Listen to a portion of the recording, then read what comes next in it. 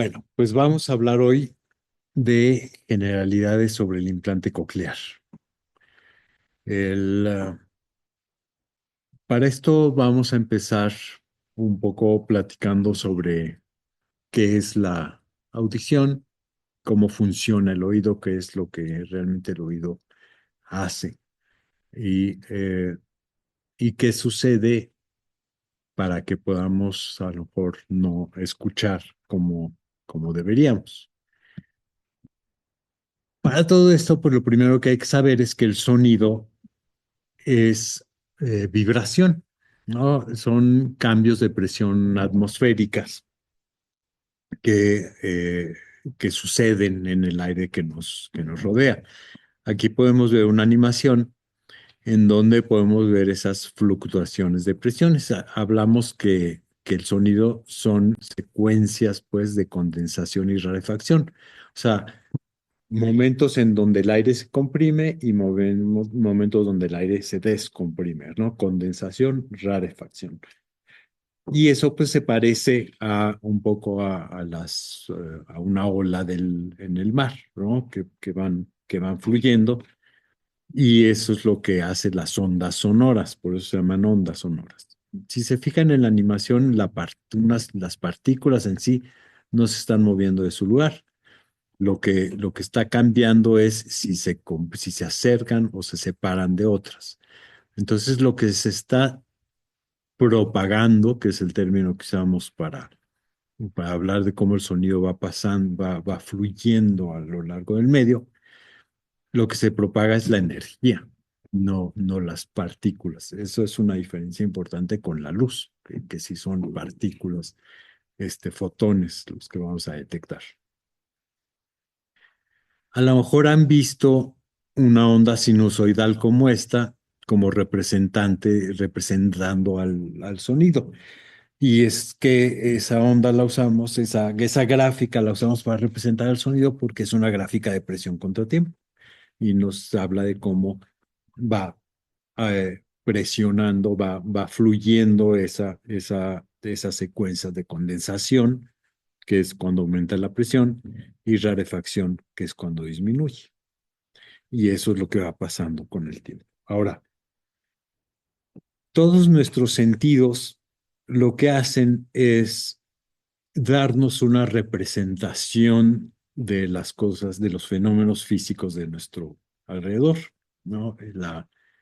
Cuando estamos hablando de la visión, pues lo que los ojos hacen es transformar el impulso, o la luz que nos rodea en impulsos nerviosos que pueden ser procesados por el cerebro. Aquí el oído lo que va a tener que hacer es transformar esas fluctuaciones de presión, esa vibración en impulsos que puedan ser manipulados por nuestro cerebro. Tenemos distintas partes, pues, no partes, sino características del sonido que nos van a interesar. La primera es la frecuencia. Aquí en el audio podemos escuchar primero un tono de alta frecuencia, que es lo que acaban de escuchar. En la segunda gráfica tenemos un tono de más baja frecuencia, que es ese. Y en la tercera tenemos una mezcla de los dos, que son tan diferentes que si los ponemos juntos, los oímos al mismo tiempo, pero diferentes. ¿Ok? Entonces, la frecuencia de la vibración, o sea, más vibraciones por segundo, nos dan un tono más alto, que lo llamamos alta frecuencia, más agudo. Menos vibraciones por segundo es lo que percibimos con un tono de más baja frecuencia. Y cuando estamos oyendo todo lo que sucede alrededor, en realidad estamos oyendo la mezcla de distintas innumerables frecuencias. Entonces, la frecuencia es algo importante que tenemos que poder detectar, que nuestro oído tiene que podernos dar. Lo otro es el volumen.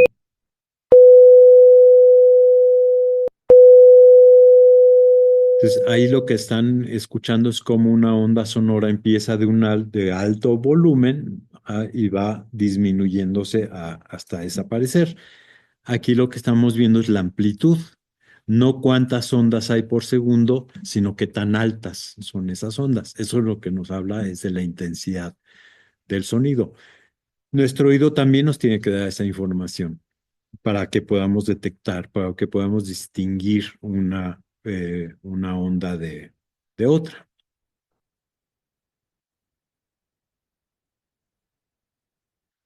Y eso es, lo vamos a ver en esto. Esto que tenemos acá es un espectrograma. En el espectrograma estamos graficando distintas cosas. Estamos viendo el tiempo que tarda la señal, estamos viendo qué frecuencia tiene en este eje, en el eje y estamos viendo qué intensidad tiene en color. Entre más amarillo más, o sea, empieza donde menos energía hay es azul, va pasando por el rojo, llegas hasta el amarillo. Entonces, aquí nos habla de dónde está concentrada la energía, ¿no? Y podemos ver que se puede concentrar en distintos puntos. Y aquí lo que vamos a escuchar son fonemas. Aquí tenemos a mi propia voz diciendo unos fonemas que llamamos los sonidos de link.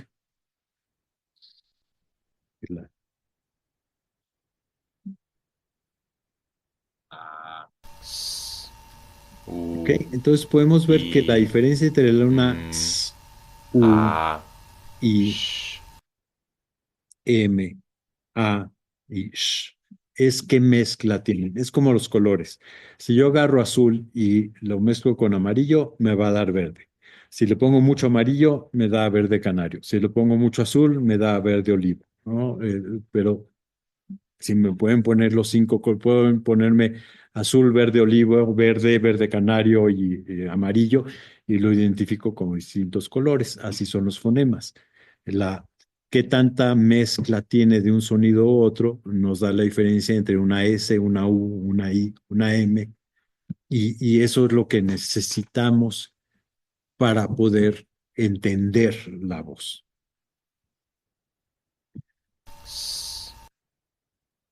Lo que sucede en el oído es que esa vibración va a hacer vibrar al tímpano y los huesecillos. Y esa vibración, el tímpano y los huesecillos, para lo que están es para poder llevar la vibración al oído interno. Y es que viene del aire al líquido del oído interno. Cualquiera que se ha metido en una alberca sabe que si nos sumergimos la cabeza, dejamos de escuchar lo que está afuera. Entonces, el sonido no pasa fácilmente del aire al líquido. Para eso está la cadena de huesillos, para poderlo llevar del exterior al oído interno. Dentro del oído interno, lo que va a suceder es que hay una membrana basilar, que es una membranita en una espiral, que si la estiramos, eh, va, vemos que ahí es donde se reciben las ondas sonoras, ahí es donde se recibe la vibración del sonido. Y una característica importante es que las ondas de alta frecuencia, los tonos agudos, se pierden en la base de la cóclea y los sonidos de baja frecuencia se pierden en la punta de la cóclea. Entonces, eso hay que recordarlo para un momentito más adelante, pero a lo largo de toda esa membrana basilar tenemos una serie de células que se llaman células ciliadas, que son especies como que fueran pilas recargables, ¿no? Lo que hacen es cargarse de energía eléctrica y cuando pasa la onda sonora se descarga. Es lo que podemos ver en esta animación.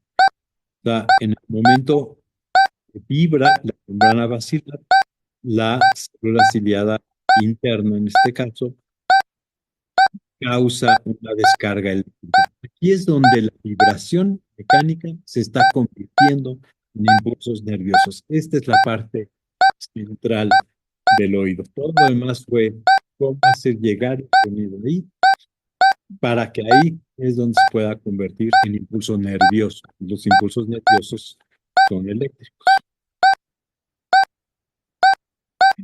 Hace rato dijimos que las ondas de alta frecuencia se van perdiendo en la base de la cóclea y las de baja frecuencia llegan hasta la punta de la cóclea. Entonces eso hace que la cóclea se comporte como que fuera un teclado, ¿no? Cada célula está sintonizada a un tono diferente. Y tenemos alrededor de 2.500 hileras de células ciliadas. Son cada una célula ciliada con varias, una célula ciliada interna acompañada de varias células ciliadas externas. Las células ciliadas externas funcionan un poquito como un amplificador para poder afocar, más que un amplificador, un enfocador de la señal para podernos permitir distinguir claramente un tono de otro. O sea, lo que estamos queriendo aquí es dar esa sensación de tono, esa transmitir, es como el oído nos va a dar la información de cuál era el tono del sonido que originó el estímulo. Entonces ahí por eso decimos aquí, la frecuencia se codifica en sitio. Esto se llama la teoría tonotópica.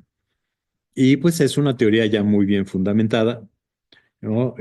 Ya con muchísima evidencia experimental, sobre todo a través de los implantes cocleares, pero eso es lo que nos explica cómo nuestro oído nos va a transmitir la información de qué tono tenía el sonido. ¿Cómo nos transmite la amplitud? Porque necesitamos entonces saber de qué tono y cuánta energía trae. Entonces, la amplitud es diferente. O sea, si tenemos un sonido de baja amplitud, nos va a estimular un pequeño grupo de células ciliadas. Si tenemos un tono de mayor amplitud, nos va a estimular más células ciliadas.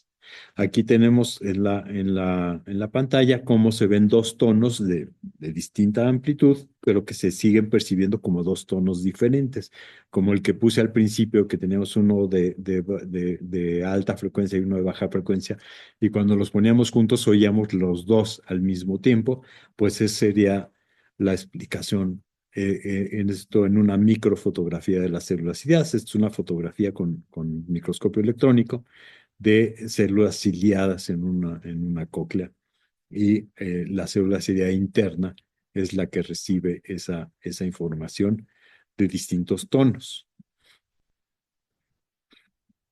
Ahora, hay tipos diferentes de pérdida auditiva. El término que usamos para la pérdida auditiva es hipoacusia. Hipo quiere decir poco, o sea, o menos, y acusia de audición. Entonces, escuchar menos es hipoacusia.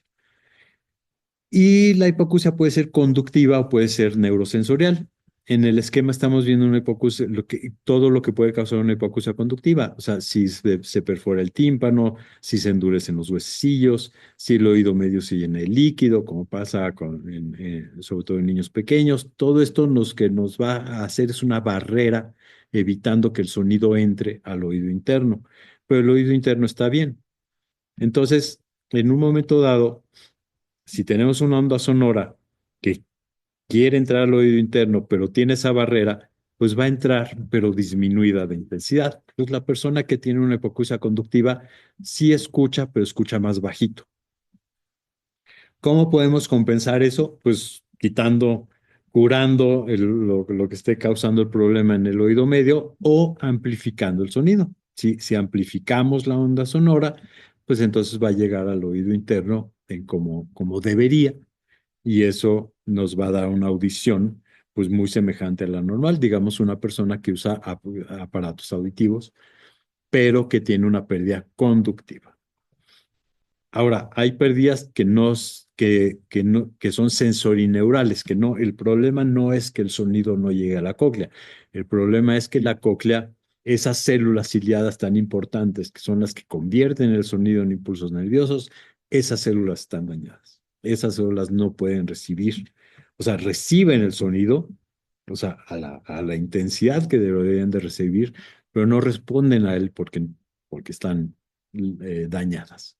Entonces, ahí es un tema muy diferente, porque si amplificamos el sonido, pues llega amplificado a la cóclea, pero de todas formas hay un daño de las células ciliadas.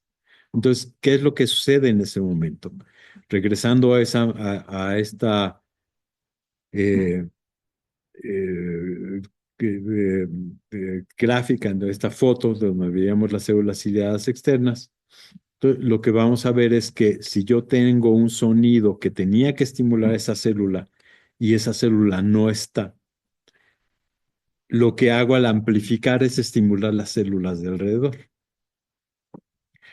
Si por alguna razón esas tampoco están, que es lo que veríamos con una pérdida auditiva más profunda, más severa, entonces pues me tengo que seguir apartando para amplificando más para poder lograr una sensación auditiva. Y entonces empiezo a tener problemas porque a lo mejor el segundo tono que ya vimos que quienes escuchamos normalmente lo podemos escuchar como dos tonos a la vez diferentes, pues esta persona lo escucharía como un solo tono, o sea, se le mezcla. La, la comparación, la forma que yo mejor encuentro de describirlo es que una persona que necesita aparatos, entre más pérdida auditiva tiene, más necesita amplificar. Y entre más amplificamos, más borroso se hace el sonido, ¿no? Ese es el problema. Y no es un problema que se resuelva, que se pueda resolver simplemente aumentando más la amplificación. Eso es una mentira que oímos en en los comerciales todo el tiempo, ¿no? Oyes, pero no entiendes, con nuestros aparatos vas a entender de maravilla. No, eso no es, sí, claro que la tecnología ayuda, pero los aparatos justo son amplificadores muy sofisticados que a mejor tecnología logran borrar, logran quitar los sonidos que no queremos escuchar para que podamos concentrarnos en los que sí nos importan, para poder amplificar diferente dependiendo de donde hay pérdida auditiva. Pero la raíz del problema está en que las células ciliadas del oído interno se están perdiendo y no hay quien pueda convertir esos impulsos nerviosos esa vibración sonora en impulsos nerviosos. Entonces, pues, ¿qué es lo que escucha una persona que va perdiendo audición? Aquí tenemos un experimento de una I, cómo va sonando si le vamos quitando la parte de los agudos. Y es que casi todos los que conforme vamos perdiendo audición con la edad, vamos perdiendo los agudos. Entonces, eso es lo que escucharía una persona que va perdiendo los agudos. y, y, y, y, y, y, y. No sé si lo notan, pero eh, además de que se va haciendo más bajo el sonido, se va pareciendo más una M, porque una M es una I sin los agudos. Entonces, la gente que va perdiendo audición, si amplificamos esos sonidos, pues sí pueden escucharlos mejor, pero se sigue confundiendo un poquito la I con la M, ¿no? Entonces, eso no quiero que me malentiendan. O sea, la gente que necesita auxiliar auditivo les ayuda, un auxiliar auditivo le ayuda muchísimo. Es la diferencia entre poder seguir llevando una conversación, participando en la conversación familiar en la mesa, todo eso, evitando aislarse. O sea, la gente, sobre todo mayor, que estoy hablando, que va perdiendo audición, sí es importante que busquen buenos aparatos. Pero lo que yo voy es que el aparato no resuelve por completo, no restaura la audición normal. Nos ayuda a seguir funcionando, pero no podemos restablecer por completo una audición normal. Y Como habíamos dicho, necesitamos poder percibir todas las frecuencias y todas las amplitudes para poder diferenciar esos sonidos, ¿no?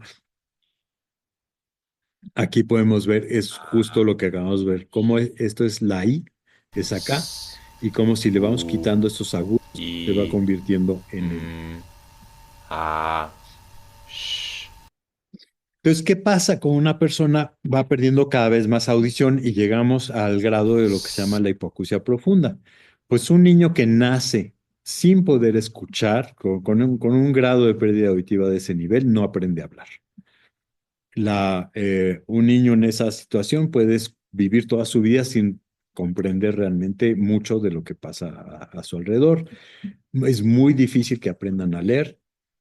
Muchas veces aprenden a leer sin darse cuenta que lo que están leyendo tiene significado. Eso es un error a veces en la educación, ¿no? Que le están queriendo enseñar a leer sin darse cuenta que le tienen que enseñar a entender, ¿no? Una persona así que no puede ver la televisión o el cine, no participa, no sabe lo que está sucediendo, no por ver las imágenes sabemos lo que está sucediendo, si no podemos escuchar el audio o leer los subtítulos. Una persona así no sabe las noticias porque no puede escucharlas ni leerlas con mucha frecuencia y evidentemente es muy difícil que encuentren trabajo o encuentran trabajos pues muy por debajo de lo que podrían estar en un momento haciendo.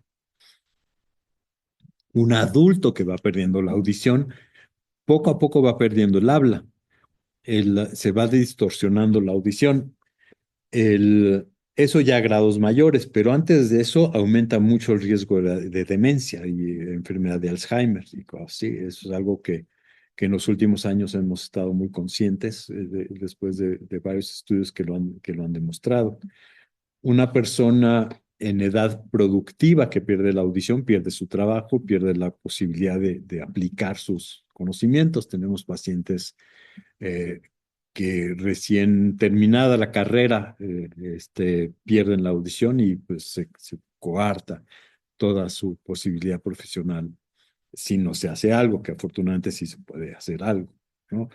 Igual pues lo que decíamos de la televisión o el cine y sobre todo la gente que va perdiendo la audición pues se va perdiendo la participación en de la vida familiar, se van aislando muchísimo y es lo que hace que tengan más riesgo de enfermedad de Alzheimer y otras demencias. Entonces, ¿por qué es diferente el implante coclear? ¿Qué es lo que va a funcionar acá? ¿Qué hace la diferencia por completo? El implante coclear es diferente porque sustituye a la cóclea. O sea, no es un amplificador, es un oído electrónico. Es el primer órgano de los sentidos que puede ser sustituido por una computadora, es el oído. Y lo impresionante es que yo ya llevo más de 30 años trabajando en este tema y lo que podemos lograr sigue siendo algo fantástico, este, que depende mucho de que se pueda hacer bien y a tiempo, ¿no? No todo mundo va a tener el mismo beneficio si no se actúa, sobre todo a tiempo y usando las mejores técnicas posibles, ¿no? Pero el punto es que todo esto que hablamos del sonido, el paso del sonido por el conducto auditivo, a los cadenas de huesecillos, al entrar dentro de la cóclea, todo eso ya va a ser diferente, ya no va a ser a través del proceso, digamos, natural. Vamos a colocar una serie de electrodos dentro del caracol y ahí es donde dijimos que sonidos de diferentes frecuencias, las células ciliadas, aquí tenemos las células ciliadas del oído, ahí las células ciliadas son las que iban a convertir la vibración en impulsos nerviosos que son eléctricos. Aquí lo que vamos a hacer es poner una serie de electrodos que van a estimular eléctricamente al nervio. Cuando llega la estimulación al nervio, el nervio no sabe si fue la célula ciliada o si fue el electrodo. Esa es una falacia también que me he encontrado decir que con el implante coclear no es verdadera audición, es verdadera audición. O sea, lo que está, y eso nos lo dicen las personas adultas que escuchaban, que fueron perdiendo la audición, que les ponemos un implante coclear y les preguntamos después de un tiempo, sí, de que se acoplen, les preguntamos si se oye como escuchaban antes. Y evidentemente no se oye exactamente igual, porque pues, el oído natural sigue siendo mejor que un implante coclear, pero sí nos dicen que se oye muy parecido a como escuchaban antes Y la prueba de eso es que la gente que sabía escuchar, que sabía hablar, le ponemos un implante coclear y inmediatamente lo recobra, ¿no? A diferencia de los niños que nunca habían aprendido a hablar, que ahí sí es todo un proceso para poderles enseñar qué es la audición y cómo adquirir el lenguaje. Pero entonces lo que hacemos con el implante es sustituir la función del oído interno y nos vamos directo a estimular el nervio auditivo. Tiene varias partes. Aquí podemos ver cómo tenemos un procesador externo, un micrófono. El micrófono recibe el sonido. Esto es externo.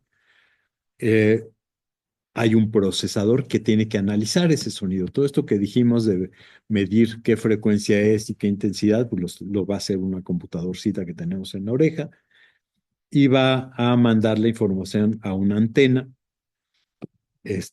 Todo esto siempre necesita baterías, las baterías son externas y de ahí lo que tenemos es que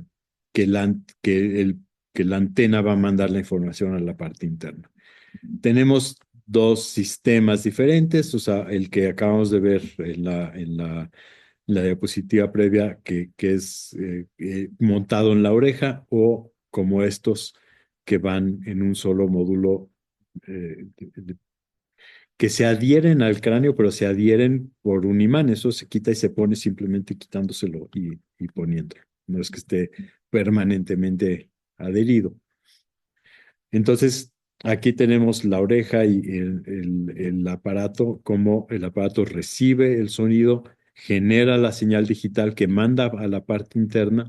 La parte interna estimula el nervio y esa señal viaja por el nervio al sistema nervioso en donde se escucha como sonido. La, Hay una cirugía que es necesaria para poder llevar a cabo esto. Aquí tenemos, esto es una tomografía computada del oído, esto es el caracol, y lo que vamos a hacer es abrir paso por espacio que hay de por sí en el oído. El oído es prácticamente hueco, abrimos espacio por acá para poder llegar al caracol a meter aquí los electrodos. Aquí vemos una cóclea normal y aquí una cóclea con el electrodo adentro ya colocado. Y aquí tenemos una radiografía de una persona con implantes cocleares de los dos lados. Podemos ver, de esto está debajo de la piel. Esto es el imán interno que hace que si le acercamos el procesador externo se pegue acá. Esta es la antena interna y y aquí tenemos los cables que si ven podemos ver aquí cómo está el electrodo dentro de la cóclea. Entonces, esto realmente es un terreno fascinante. La cirugía no es, las incisiones cada vez las hemos hecho más pequeñas. Esta es más o menos lo que estamos haciendo actualmente, inclusive hasta menos. Ya últimamente ya ni siquiera esta partecita la hacemos, entonces es una incisión realmente pequeña detrás de la oreja. Antes teníamos que, digamos que, resignarnos a perder toda la función natural del oído. Ahorita ya tenemos técnicas que nos permiten preservar la audición cuando ponemos un implante coclear. Y esto hace realmente toda la diferencia del mundo. La gente que tiene una pérdida severa profunda, que llamamos de tipo sensorial, o sea, cuando es el oído interno el que está dañado, cuando los auxiliares auditivos convencionales no permiten entender, básicamente esa es la diferencia. Si alguien con aparatos convencionales no está entendiendo suficiente como para poder seguir una conversación, entonces es candidato a un implante coclear a cualquier edad, no es algo que sea solo para niños. Hay distintos criterios, hay que ver, claro, cada caso es individual. Y claro que es algo que usamos cuando la persona la forma que quiere comunicar es oral.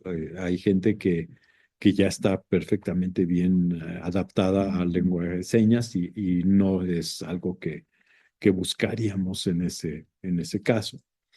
Y hay estudios, claro, que hay que hacer para saber si esto funcionaría para cada persona en particular, pero definitivamente es algo que revolucionó por completo el tratamiento de la hipoacusia, hace que la sordera sea una, pues probablemente la primera discapacidad que podríamos decir curable, ¿no? Que existe y nos da un cambio radical en la calidad de vida de las personas que lo requieren.